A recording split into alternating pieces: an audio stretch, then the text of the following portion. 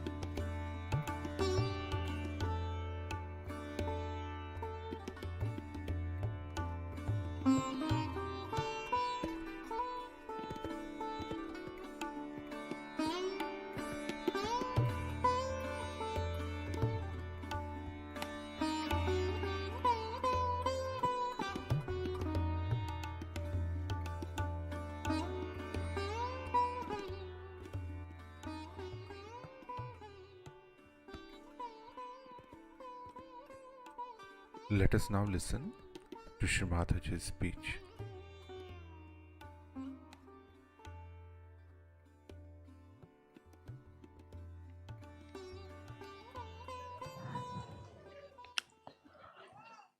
Today we have gathered here to do Sri Ganesha Puja.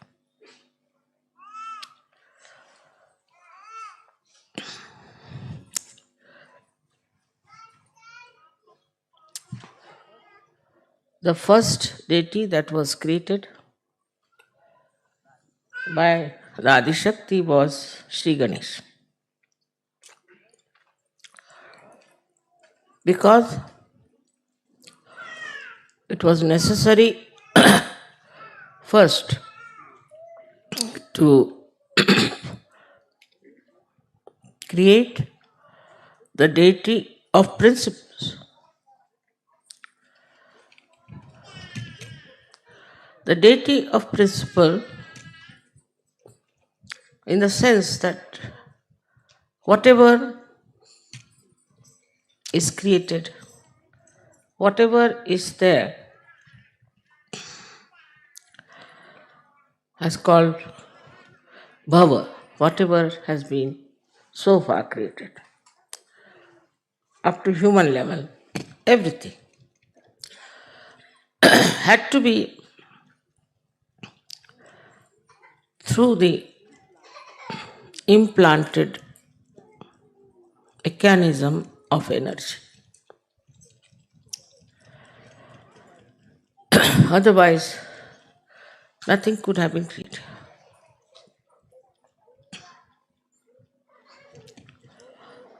If you go into the matter, say sulfur dioxide, then sulfur and oxide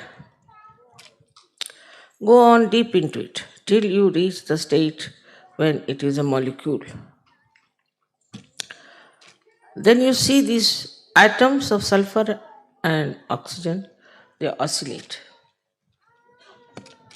They oscillate with a frequency. There are 3 types of frequencies they use. Now imagine in the molecule, think of it. In the molecule of a substance, there is an energy which is active. Now one may say that why should be in matter there is energy? One can ask a question, why there should be energy in matter?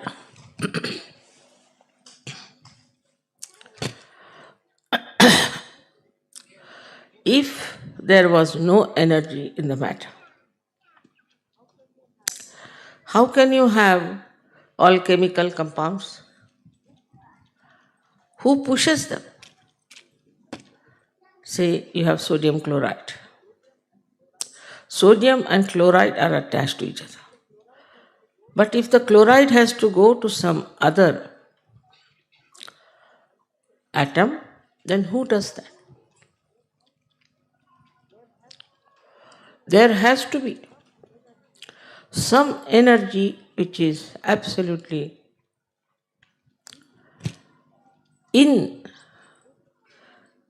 built into matter. Now we may say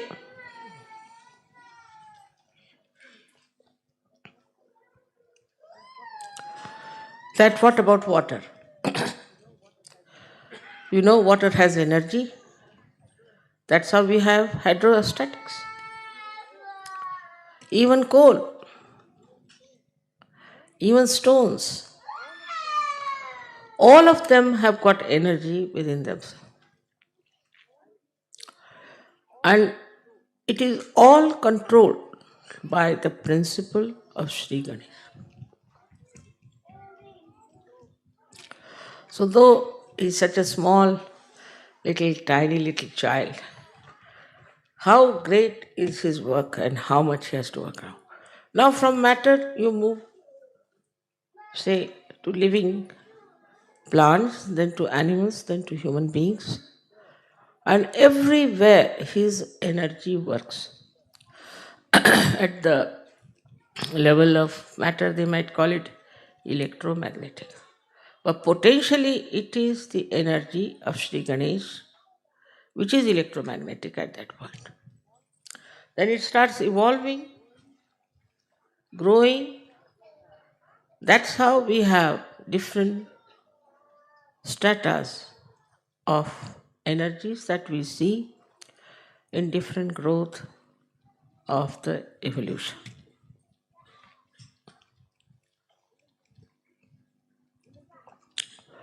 In the human being, it exists, as you know, as auspiciousness, as purity, mainly the innocence. So, the power of innocence is such a guiding factor. There's a difference between ignorance and innocence. If you are innocent,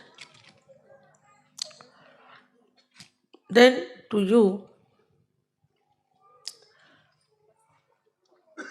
nothing is important except for love. For an innocent person who is not conditioned, who is not egoistical, who is not so called mature, it is the love that it understands. It doesn't care for any wealth, any power, anything. But the love that it can feel the pure love of a person. Innocent person has no understanding of gaining anything out of the love he receives or he gives. No sense at all. Innocence is the basis of all the dharmas. If you have no innocence, you cannot follow dharma. Because if you are dharmic, it is maybe a mental attitude, maybe egoistical, maybe because you are born in a religion, because somebody has told you about it. It's going to be very superficial. Unless and until it is embedded in the quality of innocence, dharma has no meaning. In that state, you are dharmic. You are beyond any thinking about it, of any deductions about it. But you are dharmic. You cannot be a dharmic. You cannot be. As if the manifestation of innocence is morality. Once Sri Ganesha is awakened, I hope he has been awakened in all of you. And if you respect him, just respect him, then automatically you develop a sense of morality. I don't have to tell you, I don't have to explain to you. You just become moral. People who have seen you are quite amazed and said that, how is it that their eyes are fixed, so innocent, without any lust and greed? Is the light of Sri Ganesha from the back agya, front agya, is Jesus Christ, who is the manifestation of Sri Ganesha.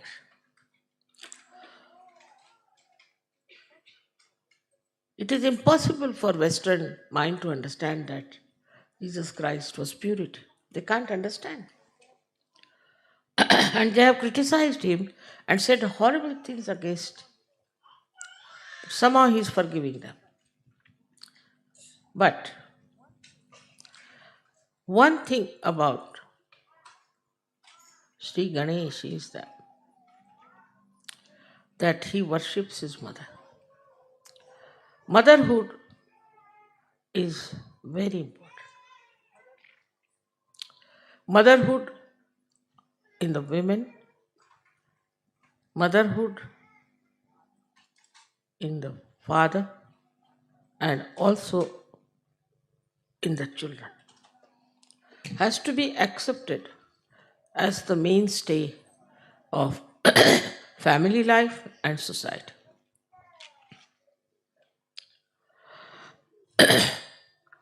The ordinary life of a human being, very simple, innocent, simple people, revolves around the mother. It revolves. But the mothers have to be mothers. As Sri Ganesha is so much surrendered to his mother,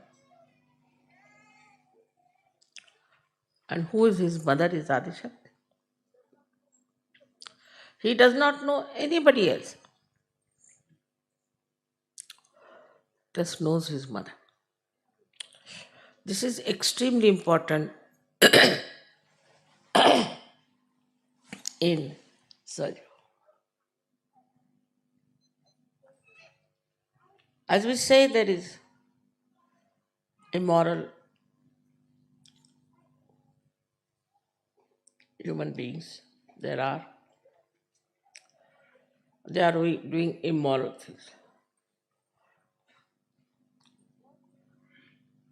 Because they are committing sin against the Adishakti. Committing sin against Ganesha, it may be forgiven. But committing sin against the Adishakti, it encompasses a very big area where we start seeing how we are committing the sin against the Adishakti, which ultimately Sri Ganesha punishes. Ultimately. Actually, the Adishakti doesn't punish anyone. The deities only punish them.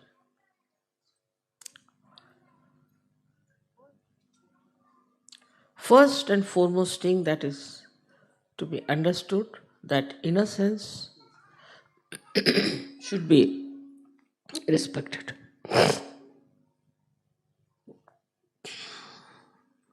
looked after, nourished, and protected.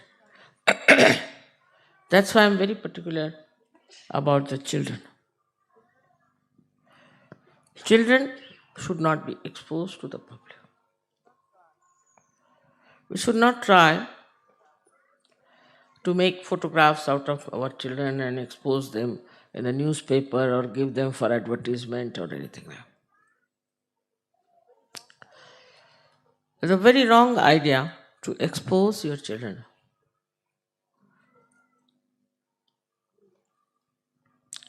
to gain some money out of them in any way, in the smallest way also, because we are selling the innocence which is invaluable, writ large on the children. Many children I know who have been advertised and all that, especially in India, have died. Also, we have to look after our children with great care. But we go to two extremes, I've seen. Some people are only worried about their own children. If anything happens to them, just get upset. That means you are respecting your child because he's your child. But if you are respecting him because he carries innocence with him, then you have to respect every child and understand every child, what they talk, what they say, how they behave. Luckily, you all have got children now who are born realized. It's such a great thing, such a blessing. So, on one side, we have to see how innocent they are and how they talk. I'll give you an example. Baghdad, no, this Wolfgang was very serious. And his wife told me that we were taking him to the hospital. So his daughter says, "Why are you taking him to the hospital? There are no surgeons there. How will they correct his chakras?" Innocently said the correct thing. And they couldn't do, doctors didn't do anything. I had to cure him. Take him to mother. Why are you taking him to the hospital? They see the right point and say the right thing because they're innocent, and innocence means they have pure attention. Pure attention for anything you need. Say music, for art, for anything you have to have pure attention. And that comes through your innocence. Say a person who is an artist and who is very money oriented, say for example, a person who is doing some paintings and all that. His art cannot become eternal art, cannot. That's why we see in modern times whatever art is created, it just comes and goes. It has no eternal value. Same with the modern music that they are having. The same thing is happening. It comes and goes, and no one knows where it has disappeared. Behind it is money orientation. And that money orientation results into a kind of a creation which is not perfect. All creations which were dedicated to God in the olden times are being today very much respected, and people pay a lot of money for that. Maybe at that time the artist must have suffered. But they understood, innocent artists understood very much that if we have to express, we must truthfully do it, not to please the people, not to please anyone, but to please God. As you know that Michelangelo had a big fight with this Pope here because he couldn't tolerate nonsense that was coming from the Pope. All the artists always have been fighting, real artists.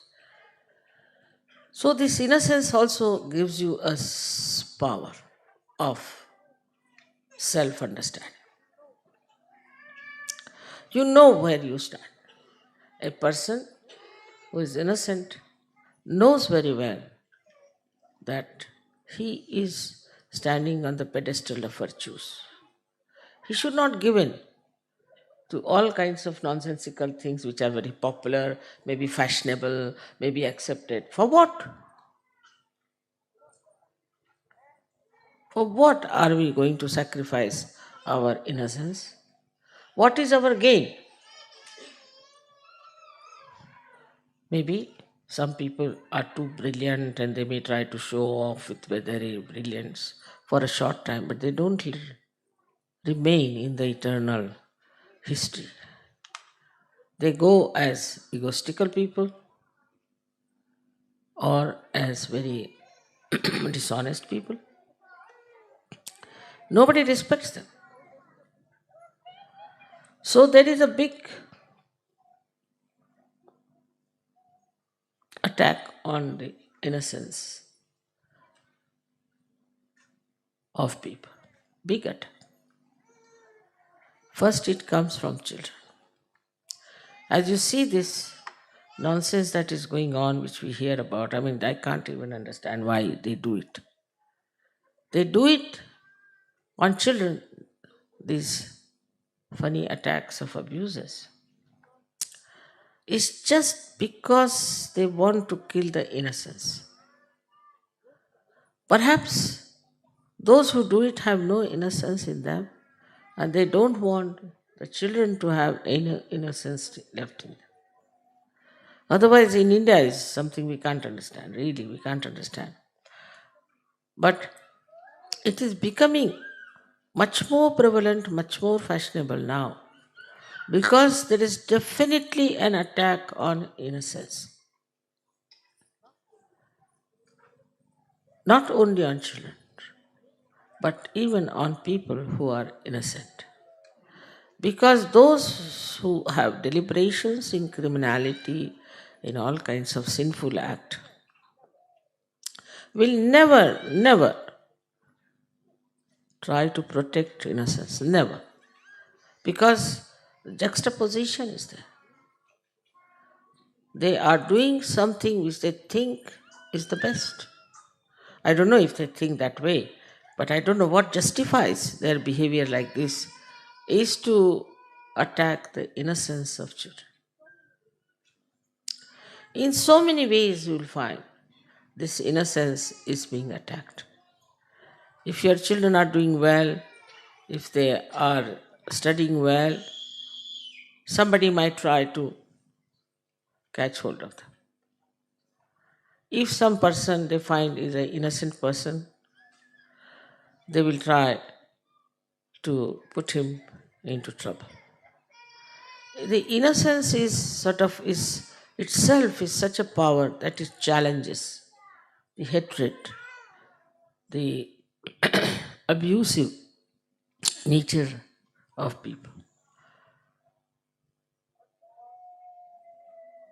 First of all, we should see that how our conditioning takes over our innocence. It makes you extremely ritualistic. Even in Sahaja Yoga, I have seen, I have heard also, that people are extremely, uh, sorry, where is it?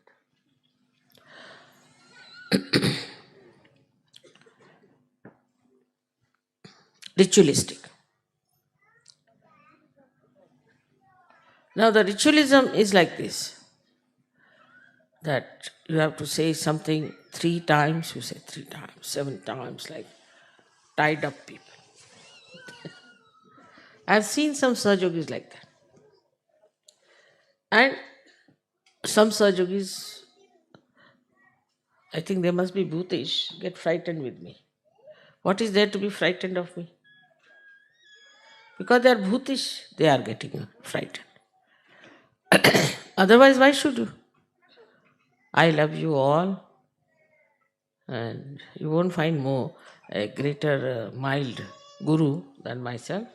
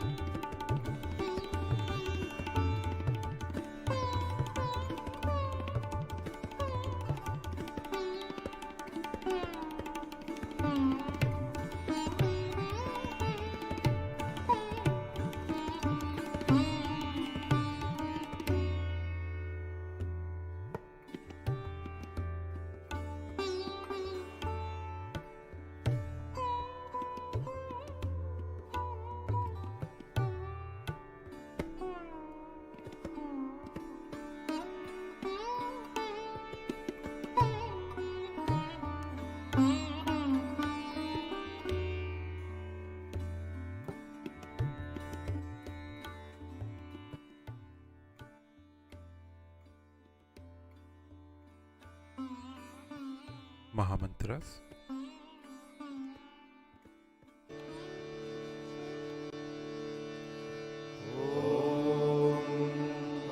त्वमेव साक्षात् श्री महालक्ष्मी महासरस्वती महाकाली त्रिगुणात्मिका कुण्डलिनी साक्षात् श्री आदिशक्ति माताजी श्री निर्मला देव्यै नमो नमः। ॐ त्वमेव साक्षात् श्री कल्की साक्षात् श्री आदिशक्ति माताजी श्री निर्मला देव्यै नमो नमः। ॐ त्वमेव साक्षात् श्री कल्की साक्षात् श्री सहस्रार स्वामिनी मोक्षप्रदायिनी माताजी श्री निर्मला देव्यै नमो नमः।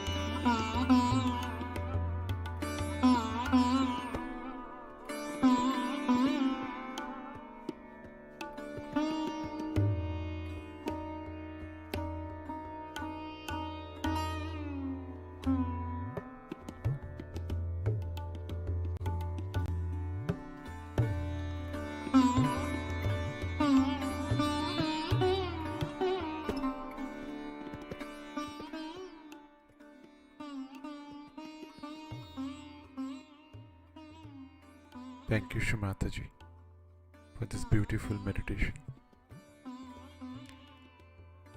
Let us all bow down to Shri Mataji, raise our Mother Kundalini, and put Bandhan.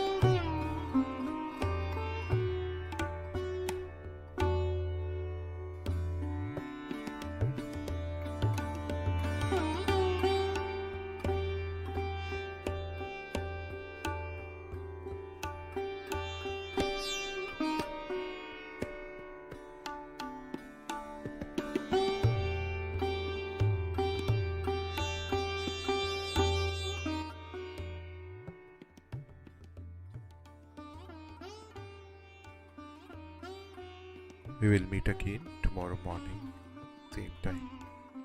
Jai Shri Mataji.